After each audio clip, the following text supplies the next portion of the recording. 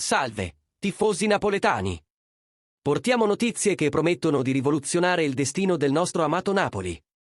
Il regista Mauro Melusso sta preparando il terreno per un colpo sensazionale. Prima di tutto, assicuratevi di premere il pulsante mi piace se siete cuori napoletani. A 24 anni, Junior Traoré non è più solo una promessa, ed è giunto il momento di dimostrarlo. Martedì avrà la sua prova del 9 contro il Barcellona. Il Napoli ha deciso di scommettere forte su questo talento ivoriano, preferendolo persino a Zielinski. Il Napoli ha riportato Traoré in Italia con un prestito fisso da 18 milioni di euro, dimostrando quanto la squadra creda nel suo potenziale. Ma la storia non finisce qui. Il club italiano ha intenzione di prolungare il contratto di Traoré, ma a condizioni diverse.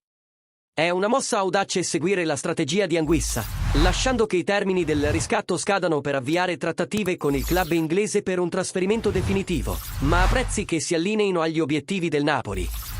È come se Melusso stesse plasmando il futuro del Napoli, scegliendo Traoré come tassello fondamentale in questo processo. La decisione di dare la priorità a Traoré su Zielinski mostra la fiducia della squadra nel suo potenziale. Ora tutti gli occhi sono puntati sulla partita di oggi contro il Barcellona, dove Traoré avrà l'opportunità di mostrare il suo valore e dimostrare di essere una scommessa vincente per il futuro del Napoli. Restate sintonizzati, tifosi. Il futuro del Napoli è in movimento, e Traoré potrebbe essere una pedina fondamentale in questo percorso.